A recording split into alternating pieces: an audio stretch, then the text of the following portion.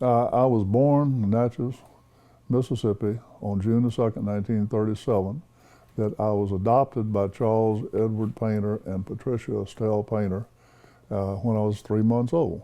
And I moved with them to Meridian, Mississippi. Meridian, Mississippi was where my father was a manager for J.J. Newberry's. And during the next 10 years, we lived in Ardmore, Oklahoma. We lived in Superior, Wisconsin. We lived in Columbus, Georgia. And we lived in Atlanta, Georgia. All of those except Ardmore, he was still with J.J. Newberry's. When we moved to Lake Charles, he was manager of the Lake Charles store with J.J. Newberry's in Lake Charles. And that was when I was 10 years old in the 5th grade. And I stayed and came to here and went into Central School in Lake Charles. Later on, went from there after I got out in 1951, went to Lake Charles High School and spent 4 years in Lake Charles High and graduated in 1955 from Lake Charles High. And while I was there, I got involved in athletics because I was larger than normal. I got to play pretty early in my career, and played basketball and football and ran track when I was in high school. In 1954, won the state football championship, and in 1955 won the state basketball championship. There's a Howard Wisner that taught labor law in business school, and taking labor law from him was what got me interested in going to law school. Find that in 1960, I went to law school at Tulane. I was still on scholarship and playing football at the time. I'm married to Isabel Thornton. She's from Boyce, Louisiana. The first time we met was there was an SAE rush party in Alexandria at a fellow named George Pitt's house. And that was before I was a freshman in college. And Isabel was going to Newcomb, going to go to Newcomb, and I was going to go to Tulane, and we met at that party. That's the first time we met. Now, we probably didn't go out for almost another year after that, and started dating some at the end of freshman, early part of sophomore year, and then went out all of the sophomore year, and then during her junior year, she went on the Newcomb junior year abroad and went to England. And so I didn't get to see her for a year's time, and my one phone call to her over there cost me $32.50 for the phone call, and so I decided that there wouldn't be but one. That freshman only played 3 games, and and couldn't compete on the varsity, so we played my 3 games and as an in, and then as we stayed there a little longer, the next year they had 6 letterman ends back on the team, so they redshirted me. So I had still 3 more years of eligibility left. And then at the end of my 3rd year, which was the first year I played in and played both ways, got to play an awful lot of football for them at that time. Then when I was my 4th year, that they needed centers and linebackers, because one of the linebackers had gotten his knee messed up, and another one had had a hole in his head where he'd gotten cleated in the forehead, and so they moved me to center. So I played center all of that year, and then next year they needed tackle, so I moved to tackle and played tackle. Find that in 1960, I went to law school at Tulane. I was still on scholarship and playing football at the time. That I, like most people, thought I was going to be patriotic and go off in the service. An awful lot of the people who played football at Tulane were in ROTC, and I went over to try to get into ROTC, and they wouldn't let me in ROTC. The maximum height requirement, or maximum height allowed, was 6'4", and so I didn't get in ROTC. And then I got in law school, went to law school, and about 2 years into law school, got called to take a physical. And went to take a physical, got there, and they measured me, and I was 6'7" at the physical, and they said, "You go home. You're too tall. You can't be in the service."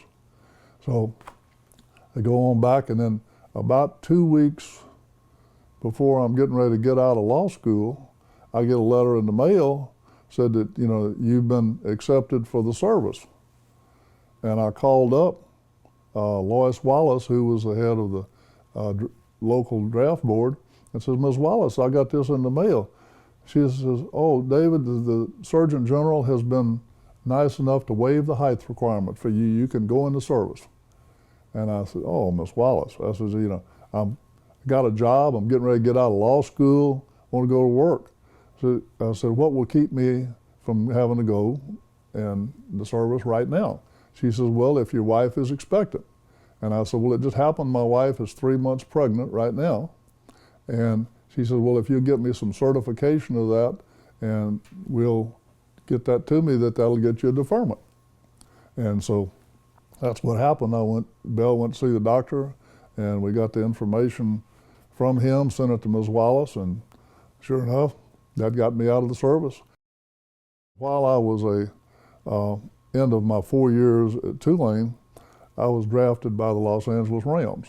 I was the 59th player taken in the 1959 college draft. And at that time, I still had a year eligibility left in college. And at the end of, right before the season started that next year, I tore my knee up. And so maybe I should have gone to the Rams at the end of 4 years.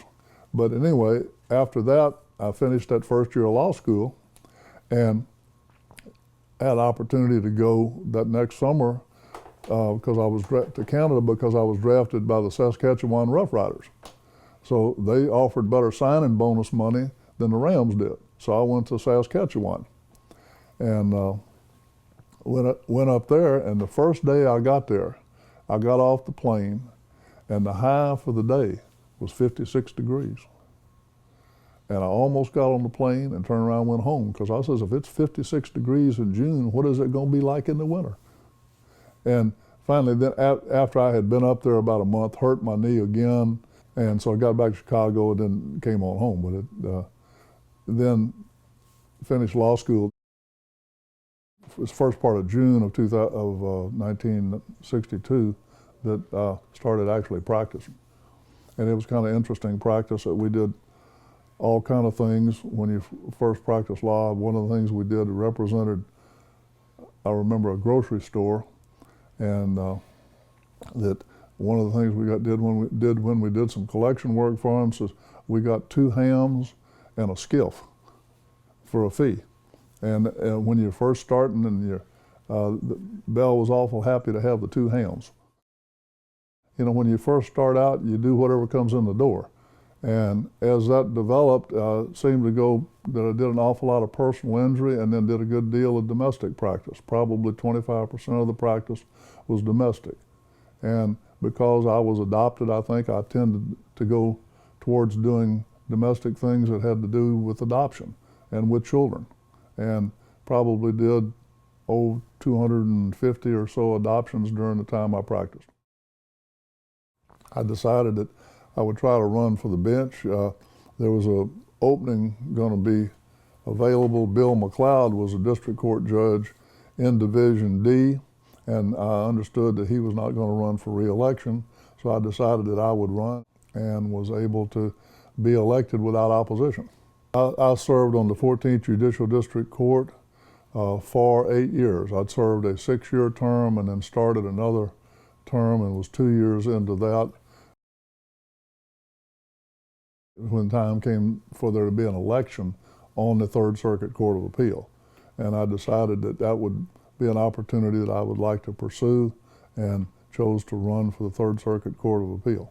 While I was there, they were trying to get an additional domestic court judge in the 14th Judicial District Court. They only had one judge on the 14th Judicial District Court doing domestic work. That was Judge Billy Ezel. And they needed help, and they said that we get a new judgeship passed through the legislature if you'll go over there for the next 10 months and do domestic work. And I said, well, you know, I practiced in that area and I feel comfortable over there, so I'll go do it for you so we can get that done and get us another domestic judge. Well, it happened they couldn't get it through the legislature in the first 10 months.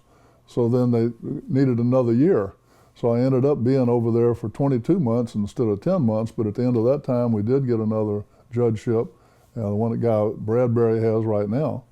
And I went back over doing regular work on the other side of the street and was very happy to be back over there. As my wife says, I'd be happy to be back over there with the rapists and the murderers. I represented District D for the City Council, and during the time that I was on the City Council, Ed Watson had some heart problems, and I served as acting mayor of Lake Charles for 6 months. During that time, I would go over in the afternoon at 4 o'clock every afternoon and spend from 4 to 5 or 5:30 and take care of the city's business, and then go on about my law practice after that and before that. And then during the time that Jim Sudduth was mayor, we had a program in process that we were going to become a twin city with Perpignan, France. And we arranged the trip to go over there. Mayor Sudduth was supposed to lead the delegation. His wife took ill and he could not go, and Bell and I ended up leading the delegation to Perpignan, France. We went over, took about 12 people from Lake Charles. We went over, visited with our counterparts in Perpignan. They showed us around the countryside, very interesting, see how much different their village was. They had little small streets that barely one car could go down, but it was in their old village.